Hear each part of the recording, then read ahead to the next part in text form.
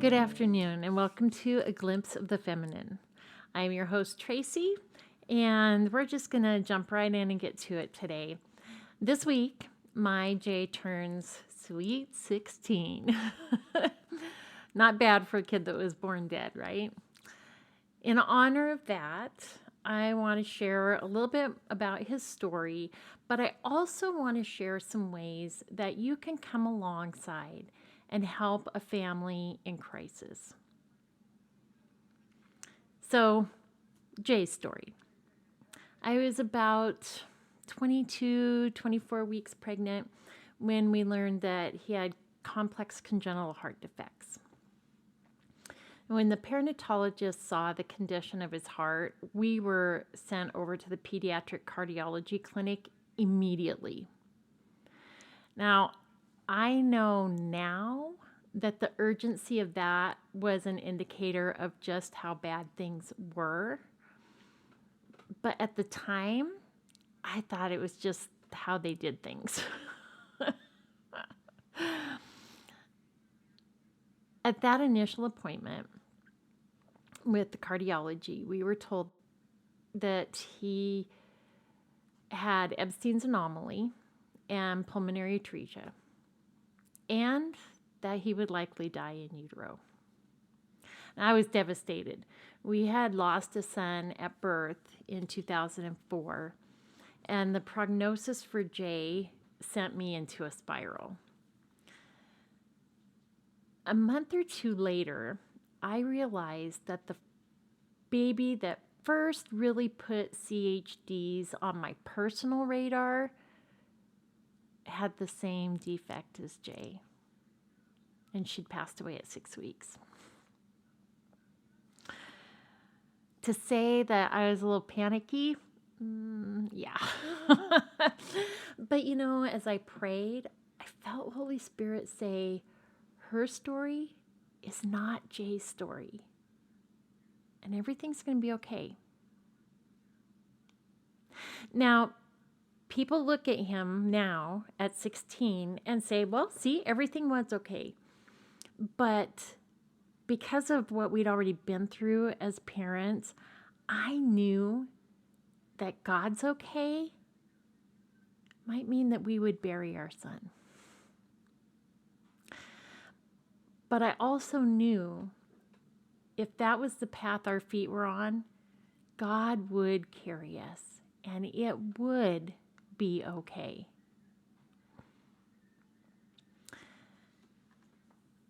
As the pregnancy progressed, doctors really wanted to schedule a C-section. But I really wanted to try for a natural birth. There's just so many benefits for a baby as they come through the birth canal, and I wanted him to have those benefits.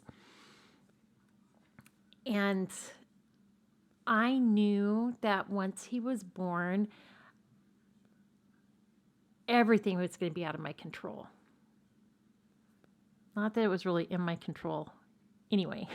But that aside, I knew that once he was born, we had no idea what was going to happen, and everything would be out of our hands for the most part. And so I felt like with his birth, that was one tiny thing that I could kind of have some say over and have some control. He actually went overdue, go figure. And he did really well. We were doing weekly non-stress tests and looking at him with ultrasound with a perinatologist every week. And he was doing really well until his birthday.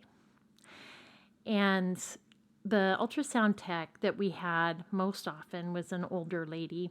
And she would always, oh, look at his cute little feet, and look at those little hands, and look at his cute little kidneys. She was a delight. And we were in, and she was going through looking at the different systems and stuff, and then she got really quiet. And she was quiet for a little bit. And I finally looked at her and I said, "What's wrong?" She said, "Well, he's not practicing his breathing like he should be." And she was concerned. So she went and talked to the perinatologist, and they called over to the children's hospital where we were delivering, and we were sent over there because he needed to be born that day. We got in, we got settled in the labor room, and they broke my water. I'd been having a lot of prodromal contractions, but nothing that really sent me into labor. And so they broke my water, and I think I had maybe 1 or 2 contractions, and his heart rate tanked, like through the floor. And they started prepping me for a C-section before they got me to the, like they started there and they ran me to the OR. They debated on spinal or putting me out, and I said, "You put me out. I do not want to be awake for this." So they put me out, and they delivered a dead baby. The doctors were, with a lot of effort, were able to resuscitate him. And I told you earlier in the month when I was sharing a little bit of his story, his APGARs were 0 and 0. And by the time I saw him, he was sedated and intubated and hooked up to monitors and wires and tubes and all kinds of stuff.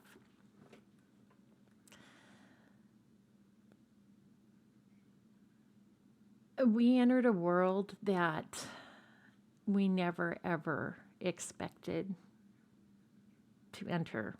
Never really even, I mean, you kind of know it exists, but you don't really even know it exists. So I want to talk about how we can support families with medically fragile children. It is difficult to know how to help someone when they are going through trauma. And I know in the past, I have felt at a loss as to how to help. We've told folks, "Hey, give us a call if you need anything." And I meant that when I said it. However, the reality is to expect someone who's dealing with traumatic issues to be the one to reach out. When we're in that position, often we don't even know what we need. So I'm going to share these things with the thought in mind that you should not expect much of anything from the family that's in crisis. If they're in crisis, they just need help. And, you know, when you're in crisis, you are in survival mode. And so you're just trying to get from this step to the next step to the next step. And to think of what you might need is overwhelming when there's so many urgent things right in front of your face. So these are suggestions. These are things that I wrote in a blog post when Jethro was maybe a toddler. And I think I wrote it when he was about a year old. And time fades the memory. So I went back to an old blog post I wrote and pulled some of those things because I wrote them when everything was fresh. So here's some suggestions. They certainly apply to families dealing with heart defects, but also to families dealing with cancer, with death, with any kind of critical or chronic illness, especially with a child. Parents need help. They need our support. It's hard enough when our kids are healthy, but when they aren't, it's really hard, especially if you don't have good support. So, first of all, be there. Call, email, send a card. Physically show up. Your presence means more than you can imagine. When Jay was just days old, 2 of my friends showed up at the NICU with a basket full of china, tea, and goodies. What a refreshing time it was. And it meant so much. You know, days in the hospital get long. Long. Now, you might want to call ahead just to make sure they aren't taking a needed break from the hospital, or at least be away from the room. But I was always so glad to see a visitor. I wish there would have been more. You know, even if you can only stay a few minutes, don't underestimate the value of your visit. And it doesn't just apply to when someone is in the hospital. Chronic or catastrophic illnesses, by nature, isolate us.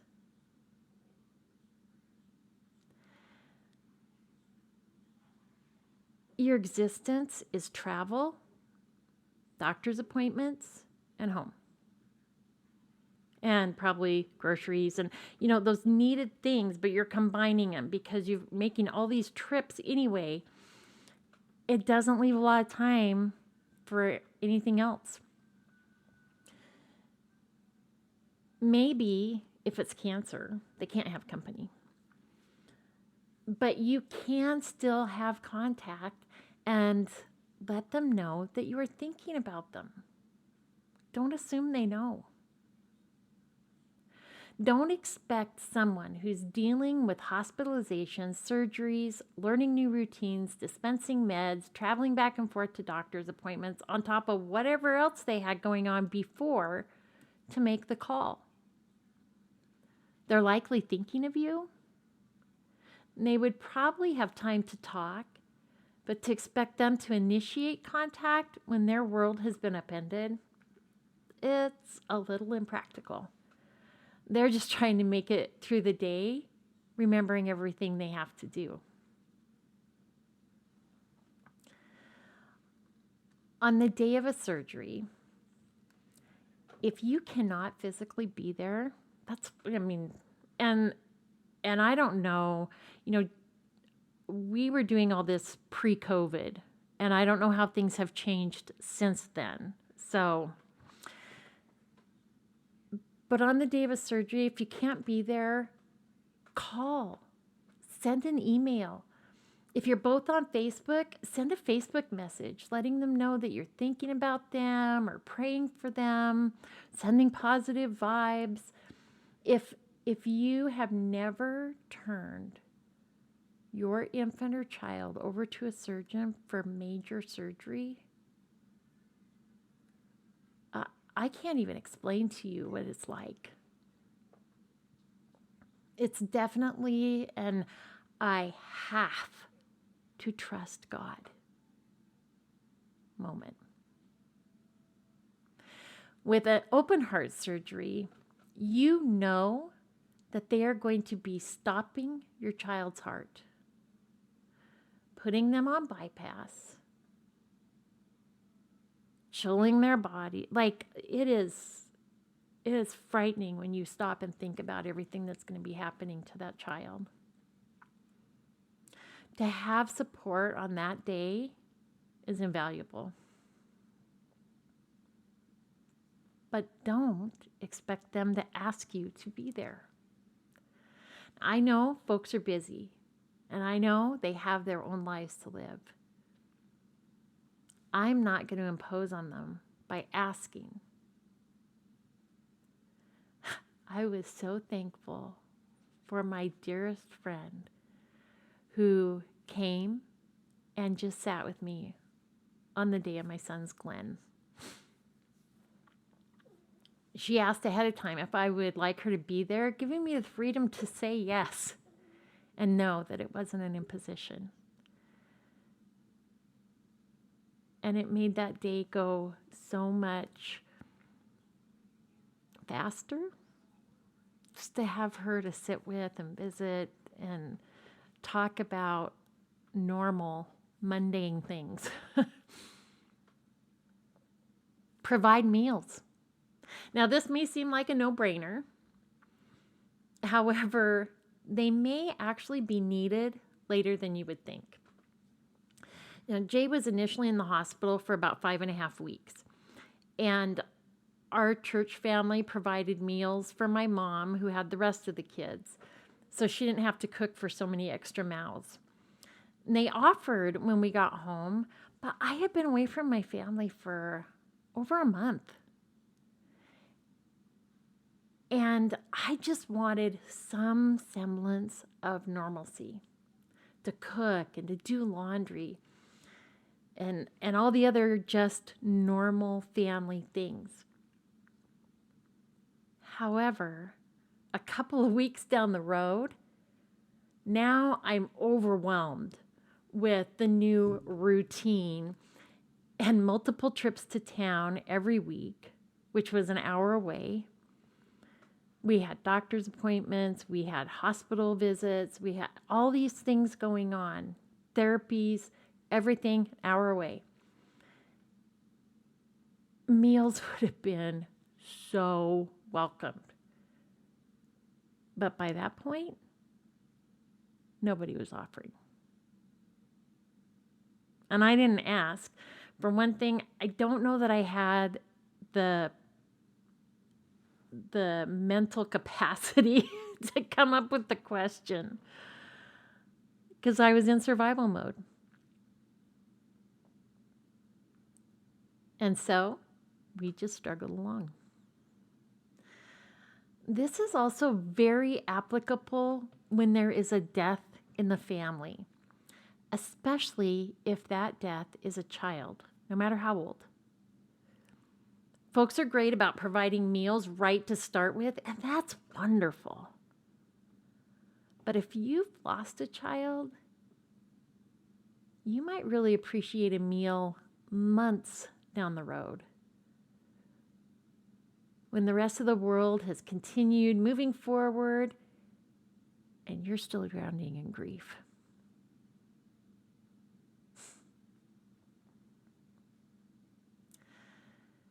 When someone's in the hospital, if you can afford to give them even a small monetary gift, it is so appreciated.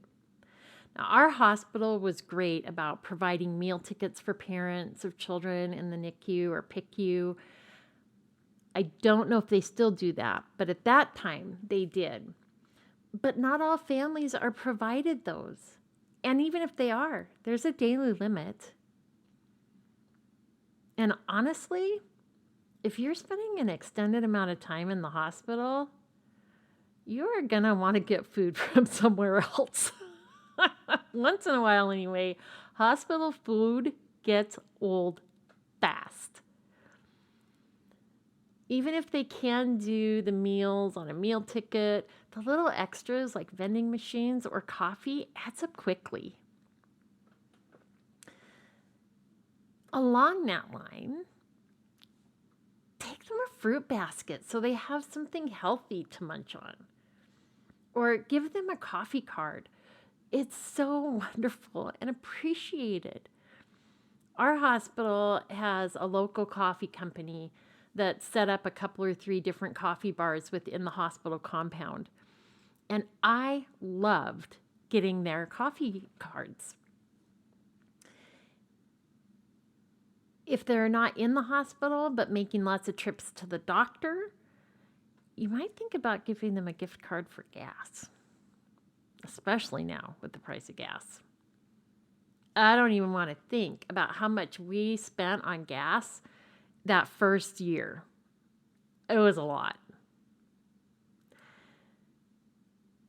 Having someone in the family with an illness can add up so many unexpected expenses. It's hard to even list them all. If they have other children at home, then bringing the children up to the hospital is great. Don't spend time telling mom and dad how much their other kids need them. Because you know what? They know that. All you are doing is creating unnecessary guilt, adding to the guilt they already are feeling for not being at home. But even a sedated newborn needs their mama and daddy there. An infant or even a toddler who cannot talk needs someone to advocate for them and to keep track of what's being done. As much as we don't like to think about it or consider it, mistakes happen. And often, it's mom or dad's sharp eye that catches it before it's too late. They need to be with their infant. If you've never had a child in the hospital, that's hard to understand. I knew my other children needed me. But I also knew that they were surrounded by family and friends that loved them and were caring for them. Jay needed me to be there watching over him.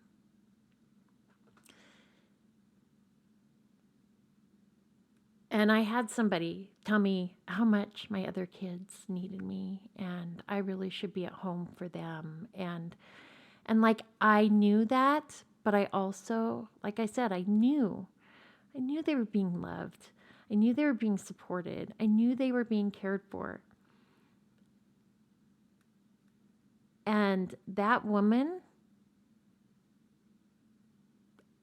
didn't work outside the home. She could have easily brought my kids up to spend a few hours with me at the hospital, and they could have seen their little brother as well. Instead of giving me a guilt trip, she could have actually been helpful.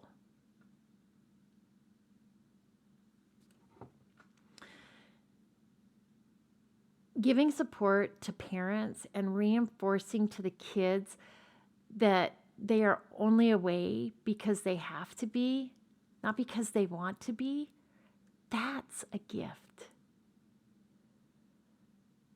We were overjoyed when someone would bring the other children up to visit and wished it could have happened more often. But once again, not something I felt comfortable asking for because folks were already doing so much to help.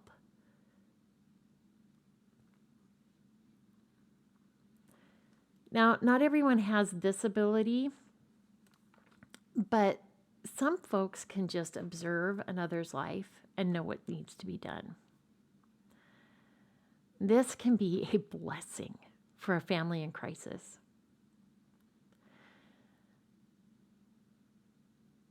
As I've already said, it can be hard to know what's needed. Like if I am in crisis, please don't ask me what I need because my mind is just going to do like a juke and jive and come up with nothing probably.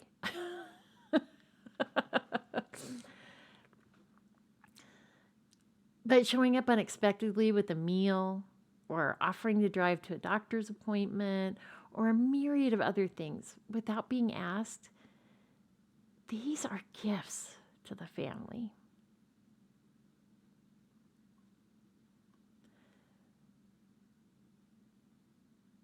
Families going through trauma need a lot of support. And they may not be able to reciprocate much, if at all. Depending on what's going on, they may have all they can do just to stay afloat mentally, emotionally, and even physically. That doesn't mean that down the road things aren't going to be more stable and the relationships will get back to normal, whatever that is. Honestly, if folks didn't make the effort to at least stay in contact with me during the worst of all of that time, that first year, by the time things settled down and I could catch my breath and think about something besides Jay and the rest of the family's needs, I kind of figured they were gone. And I had so much on my plate. I was not pursuing relationships with people who were not interested.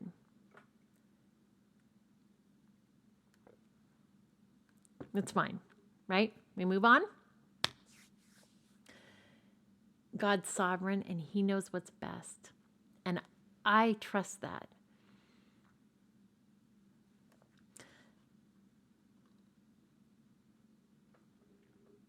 I know I'm asking you to step up and take the initiative,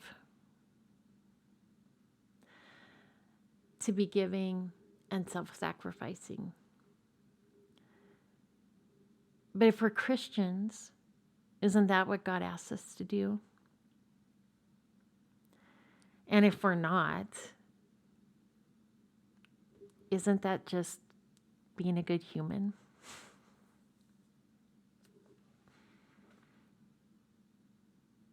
Aren't we supposed to step in beside those who are hurting and do what we can to ease their burden? Now, I know I've failed to do that in the past, mostly because I just didn't know how to help. I didn't understand. I'm not fussing about how things were done for us because we were very blessed.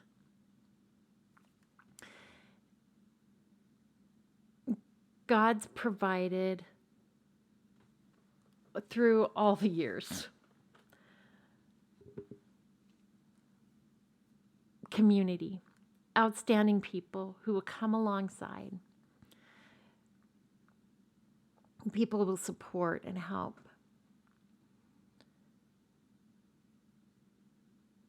But I didn't want to share from my perspective what was helpful and some of what was not. Ultimately, ask, but not in a general, what do you need sort of way, but ask specific questions. It's so much easier to answer something that has been specifically asked. So it's one thing to go, well, if you need anything, let me know. And most people that say that genuinely mean it. But maybe instead of saying, if you need something, let me know, or, so what do you need? That is such a broad question. But if they're at the hospital, maybe, do you want the kids brought up? Just for an hour or two, I could bring them up for you. You'd have a little bit of chance to visit with them. Most hospitals do have a sizable waiting area. Our children's hospital has a large waiting area outside of the NICU. And it was a good place for families to be able to spend some time together. Do you need this? Do you need that? I want to be able to help you.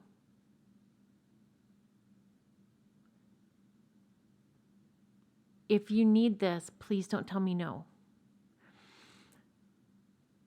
Being specific makes it so much easier. Do you want me to be there for the surgery? I'll come and sit with you.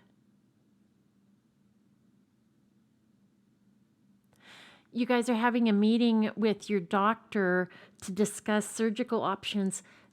Do you want to just sit down with a cup of coffee when you're done?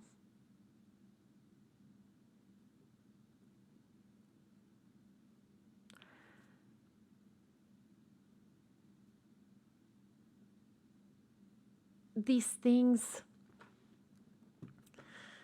they may take a little bit of thought process on our part to come up with a specific, but it makes it so much easier for the people who are in crisis and just trying to survive. And it really doesn't take that much effort on our part to be helpful.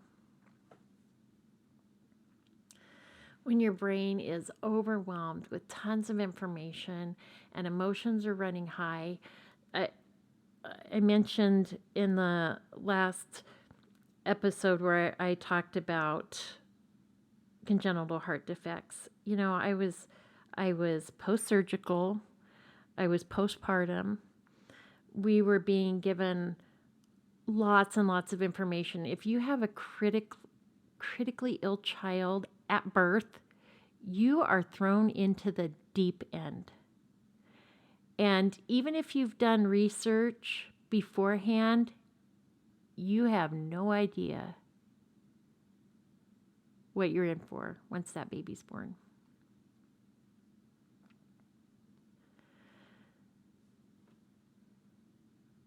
So you've got all these emotions, you've got all this information, you're exhausted. You can't necessarily answer a general question, but a specific question, yes or no, is so much easier than, well, I think we might need, could you bring the kids up? I don't know. And if you ask them a specific question and they say, oh, I don't know, they probably just don't want to feel like they're imposing. So do it anyway. Take a chance. Take a chance and be a blessing. You can do it.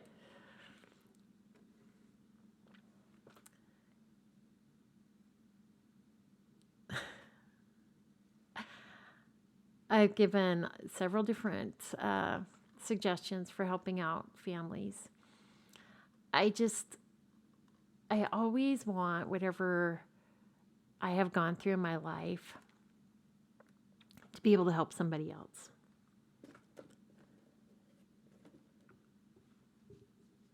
I've never really been a person that will like open up and let you see the me inside of everything, but I've always been someone who would share life experience, especially if I thought it would help somebody else. And we struggled a lot. It took me probably 4 years to really feel like I kind of had my feet back under me after Jay was born. We had a lot go on that first year. And then within the next few years, had a couple more babies. So there was some extenuating circumstances. But a parent who has a medically fragile child is not going to be on an even keel for a while. It takes time to learn all the things you have to learn. I mean, just dispensing regular medications, but maybe they have to take care of an NG tube and learn how to place it if it gets pulled out. Maybe they have to learn how to take care of a G tube. Maybe they have to give injections to their baby. They're learning about oxygen and feeding tubes and feeding, oh my gosh, my brain just stopped. the pumps, the feeding pumps, and they're learning all these things and trying to fit all of this into their life. I'm thankful. I'd been a parent for a long time before Jay was born, so I wasn't trying to figure out parenting on top of the rest of it. I was mostly trying to figure out the medical, but it still had to be folded into our life and at some point hit normalcy. There are lots of parents out there that their heart baby or their other medically fragile child is their first child. So they're trying to learn all this medical stuff, which is a really steep learning curve. And they're trying to figure out how to parent. And it's hard if it's your first baby because you don't know what just normal with a baby looks like. What's a normal baby stuff and what's medically related baby stuff. And sometimes it can be hard to tell. So if you have somebody in your life that has a baby with CHDs or spina bifida or cerebral palsy or whatever, when the myriad of medical problems that a baby can be born with, oh man, please extend grace to them. Please support them. You don't know how much just the thinking about you text. Gosh dang it, you're in my thoughts today. I don't know what it's like to spend the day in the hospital with a baby, but I imagine it's hard. I just want you to know I'm thinking about you today. Or maybe you do know.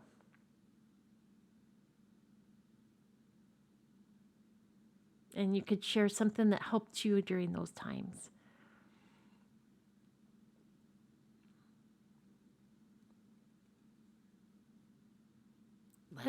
Let's love on these families. Let's show them support. Because these kids are amazing. The resilience of kids who have a hard start is amazing. And they are such a blessing. But mom and dad are overwhelmed, especially in the beginning.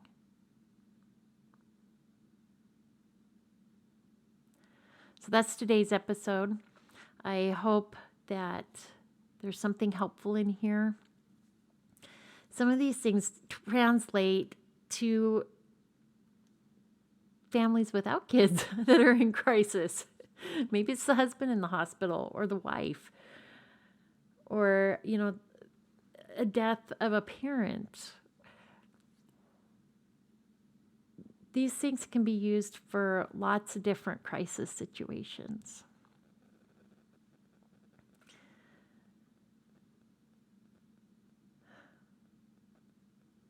So, I hope you find something here that you can take and you can use to help somebody else, to be supportive for somebody else.